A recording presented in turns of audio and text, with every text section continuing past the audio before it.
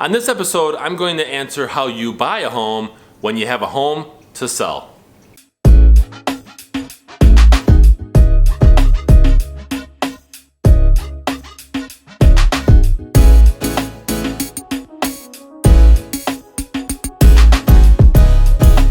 Welcome everyone to this episode of the AskJasonGelios Show. I'm really glad that you guys tuned in, especially to this episode, because I get asked this often, and it's what do I do when I want to purchase a home, but I have a home to sell? Do I wait? Do I sell the home first?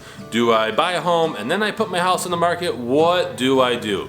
Before I dive into the answer to this question, I want to go ahead and invite you to follow me on social media. If you're watching this on YouTube, actually wherever you're watching this, be sure to like, share your thoughts in the comments.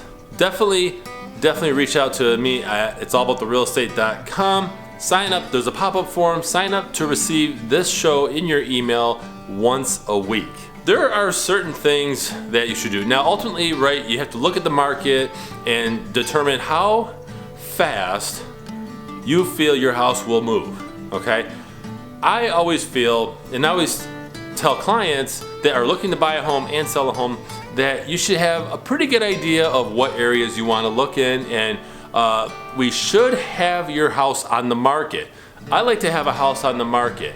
If you go out and you locate a house that you love, you fall in love with, and you want to place an offer, they're going to ask you, okay, is your house currently on the market, right? Because you're going to state that it's a contingent offer. A contingent offer is when you have an offer that has an addendum, a contingency addendum that states that your house has to sell and then it has to close. So as you go through the process, you get a buyer and it's on your own home, right? And you already have an accepted offer on the other house. You have to be able to find a buyer for your home. And then once you have an accepted offer on your home, then it's contingent upon your home closing. Most people have to do this. Most people have to take the funds from their existing home and apply it towards the new home. That's just how it is. So actually, side note, there are some cases where somebody could purchase a home and do what they call a bridge loan, where you have a loan out, two homes. I don't recommend that. I feel that you can make things work and time things right. So, but with that said, be sure that you are aware of what is going on when you have to buy and sell a home. Now, going back to what I was saying earlier, right? You should have your house on the market and then you go out aggressively looking for homes. And then you can kind of dictate how fast you need to move on the buying side.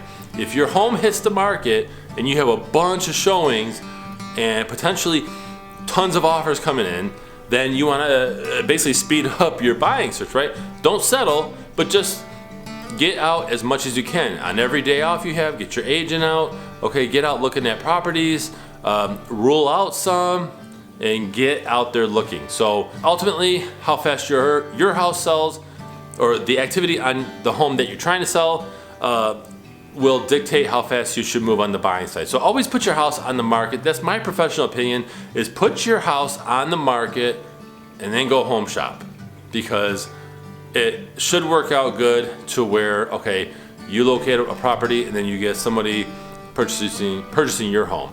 And it always looks better when you place an offer that, hey, I already have a buyer for my home, here's my offer. A contingent offer on a home, you on the buying side, right? If you place a contingent offer on a home, the home that you want to go to next, that's not going to be as strong as another buyer coming in who can move in ASAP and can move forward ASAP. So just know that too, is it affects your negotiations, but quite honestly, not by much, because, and I want to share with you this part, you place a contingent offer in on a home.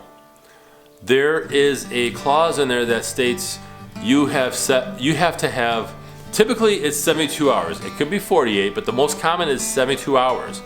You have to have a 72-hour notice if that seller of the home that you're trying to purchase receives another offer. Yes, they will still show their home even though your offer is accepted, because you are contingent.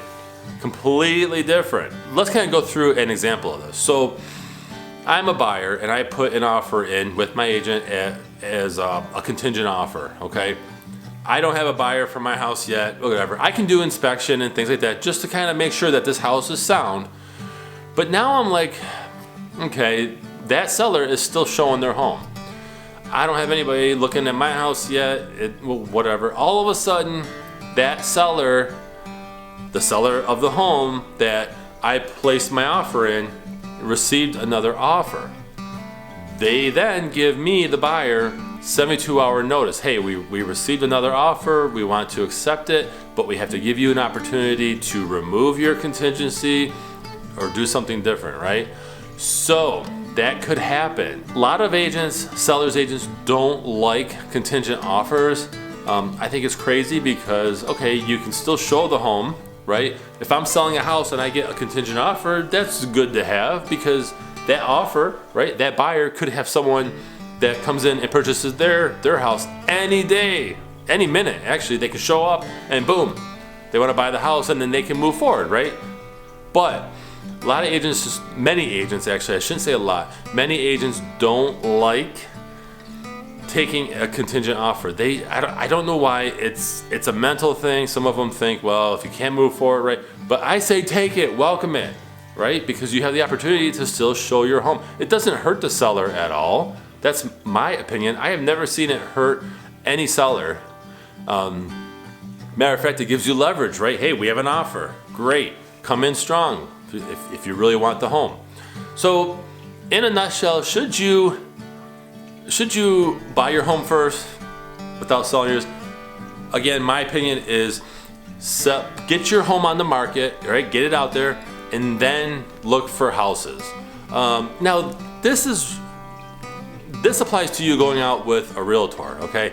You can look around and drive through areas on your own, of course. A lot of times that happens, right? You're driving through areas like, wow, we'd rather live here versus there, right? Whatever the case may be, just know that my advice here applies to when you should go out with a realtor and look at a home. And that's, if you have a house to sell, put that on the market first. Get it ready. That takes a lot of focus as well. So handle that part and then go out looking at homes with a realtor or on your own, right? You can certainly do that.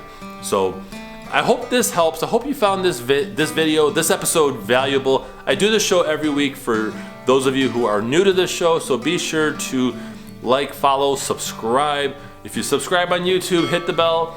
Okay, I really appreciate you guys watching. I'm Michigan Realtor Jason Gelios. Appreciate it. I'll talk to you next week. Thanks guys for watching this episode of the Ask Jason Gelios Show.